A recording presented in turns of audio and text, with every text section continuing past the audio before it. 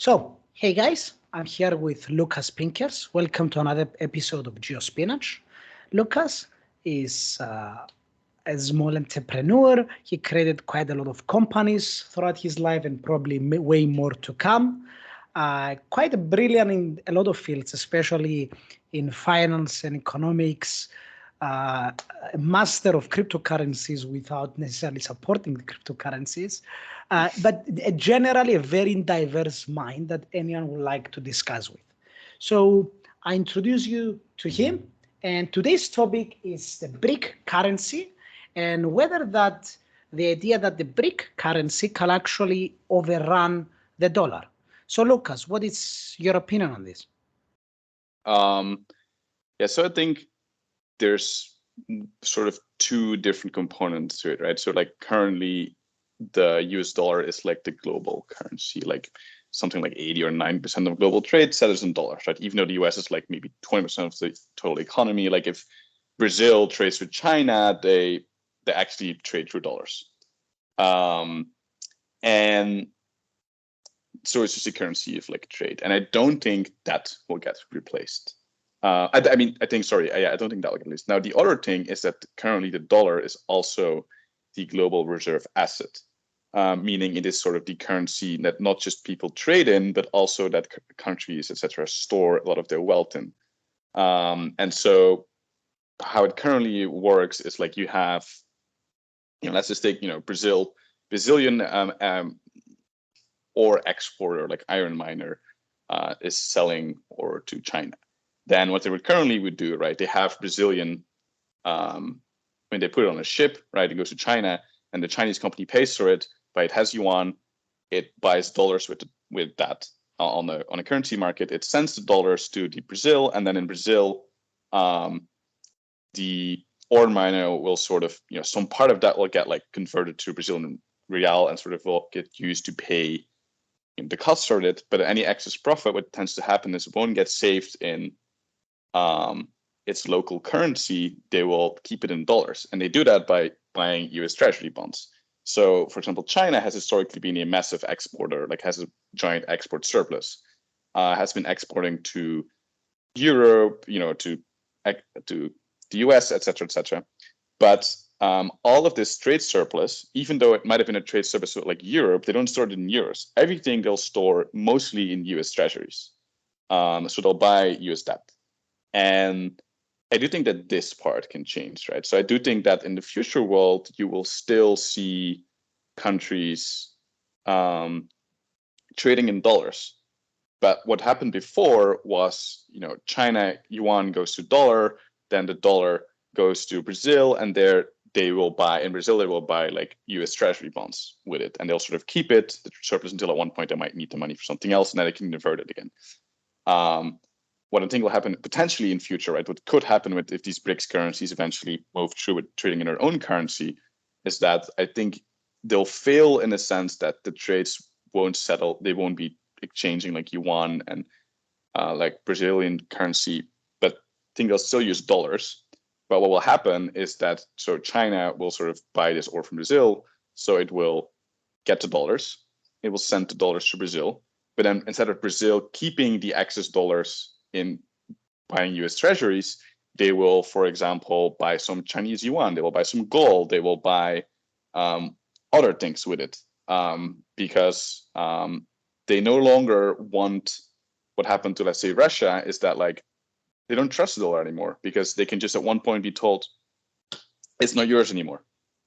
So let's clarify to the audience why this has become an issue to begin with. So personally, in my opinion, I agree with Lucas, and I even go further to argue that at least for the foreseeable 50 years, the dollar will not lose its hegemony. And it's a joke, the idea it's going to lose it. But let's see why this idea has credence in itself. The concept is an opportunity cost concept, that each nation has to, to be able to trade in the world stage, it has to use dollars.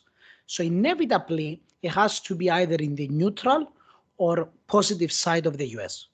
So if a nation comes to be on the negative side of the US, but depends on global trade, inevitably will receive quite a lot of damage if it depends on the US dollars. As we have seen specifically with what has happened with Russia when they removed it from the SWIFT system and the initial stages with their exchange and so forth. So the idea, for example, currently Russia has a massive incentive to create this new currency as to shift this thing away. Now, other countries like China, from the one side, want to create this, support this currency because they will be the dominant force within the group of BRIC countries. Thus, China itself will gain even more political capital by being the leader of these BRIC countries. On the other hand, China doesn't really want to do that to that good extent because of the vast instability of the yuan, the fact that they constantly play around with the yuan and change its rates accordingly to however it fits their own narrative. Now, Latin American countries like Brazil and Argentina specifically, South Africa, India and Pakistan, these players are very important, are generally neutral nations. So they are not anti-American, okay? So in those cases, it's not like they have to switch currencies. It looks like a good idea. Being a bit more independent geoeconomically from the US is in their benefit, but outside of that, it's not like they have a really big incentive to do so. Yeah. No, I do fully agree on that point that for them, the incentive is not big. And there are also distinction between like currency and like what you sort of store your trade surplus in is important. So I think that, you might get Brazil if it works, but I don't think it even works, right? You might be able to get them to trade with China in their own currency. I mean, this new whatever currency they're going to create, but let's say you're a Brazilian company, you're a Brazilian entrepreneur, and you make excess profits. You generally don't put it in your own currency because all these currencies over time lose value against the dollar, etc. Right? But you're not going to put that money in China, right? I mean, no one trusts the Chinese markets. Like you see, like 2 years ago, they completely annihilated like regime. Yes, and they completely annihilated, like they just banned all education companies. They just removed annihilated a bunch of other companies. And now they're like, oh, we support the economy again. But of course, no one believes them, right?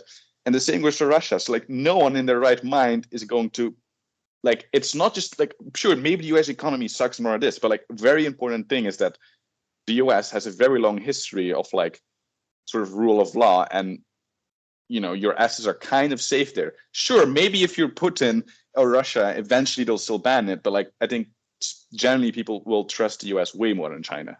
And here comes the history of money.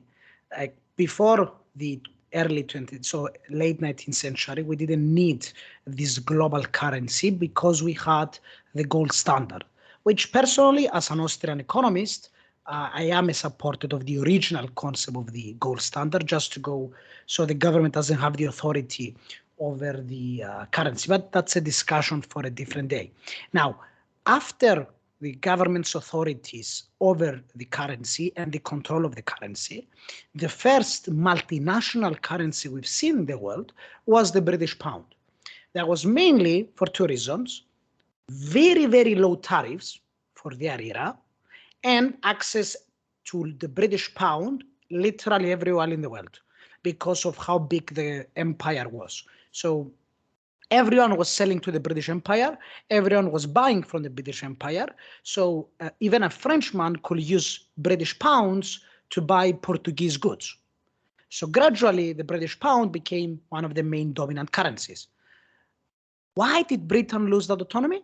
And that's a lot of historians tend to overlook due to a lack of economical knowledge in that sense, because of the tariffs. The moment the UK massively increased its tariffs in the 1920s, the reason Churchill went away from the Conservative Party, the moment they did it and they massively increased tariffs, it was the period that the US went to a more open door policy in the free market. Everyone trades with us, I don't care. We are just a massive exporter, just buy and sell stuff. the US dollar was the better alternative of the British pound, as well as the massive inflationary policy because of World War I and the fact that the US dollar was not affected in World War I. But the main idea we get from this concept is not the history behind it, but stability. To have a world currency, you need stability, first of all, and second of all, a free democratic nation. Either you like it or not, because I know many of my viewers might be anti-Westerners or against the US, and this is a point that I really have to say.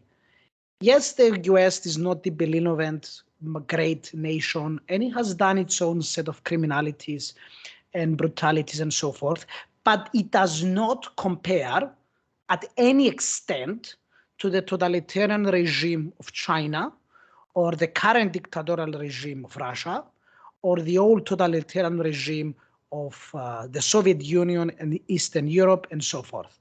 So as long the only nation currently I see from the BRIC nations having the actual future, both economically, geopolitically, and democratically, to compete with the US in that sense of the factors that I mentioned prior, is India, because of its size, its geography, and its very good democratic standards for its level of wealth.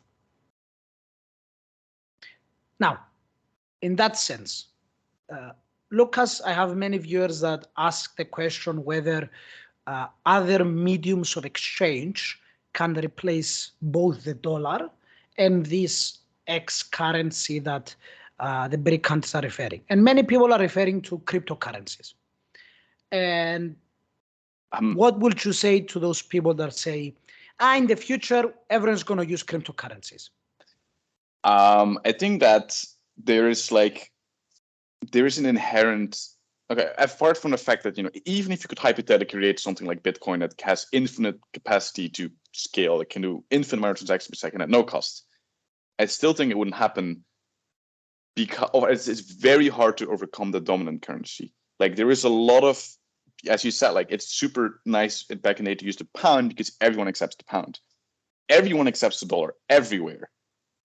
So it's always the most useful thing to have if you want to trade stuff. It's not for storing money, it's for exchanging.